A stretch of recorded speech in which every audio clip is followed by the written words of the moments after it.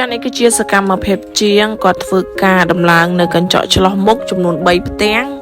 ហើយនឹងទ្វារអូតូចាទ្វារអូតូខាងមុខខាងហ្នឹងមួយដែរបងប្អូនចាហើយក្រុមជាងខ្ញុំបានដំឡើងវីដេអូនេះគឺរយៈពេលប្រហែលខែមុនចាបងប្រុសនៅខាងតាខ្មៅគាត់ធ្វើការកំងចាជាឈុតកញ្ចក់ឆ្លោះមុខហើយនឹងទ្វារអូតូហើយម្សិលមិញនេះគាត់ក៏កំងកញ្ចក់ឆ្លោះមុខប៉ុណ្ណឹងដែរចំនួន2ផ្ទាំងថែមទៀតចាហើយព្រឹកមិញហ្នឹងក៏ខាងក្រុមជាងបងអូនក៏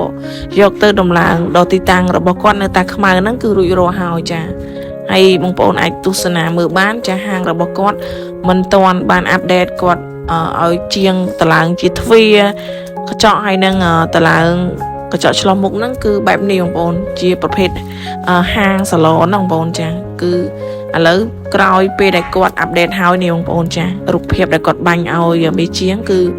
លក្ខណៈថាស្អាតមែនតែនចាមានភ្លើងពណ៌ហើយថែមទាំងតិចទៅគឺអូមែនតែនស្អាតចាហើយក៏សូមអរគុណបងប្រុសសម្រាប់ការជឿជាក់និងទុកចិត្តមកលើខាងក្រុមជាងសិប្បកម្មរស្មីមេតាយើងខ្ញុំចាសម្រាប់អំពូមីងដែលមានតម្រូវការចងកំងជាប្រភេទកញ្ចក់ឆ្លោះមុខចាជាទ្វារអូតូទ្វារស្លាយនានាចាអាចតាក់ទងមកខាងក្រុមជាងយើងខ្ញុំបានចាសូមអរគុណចា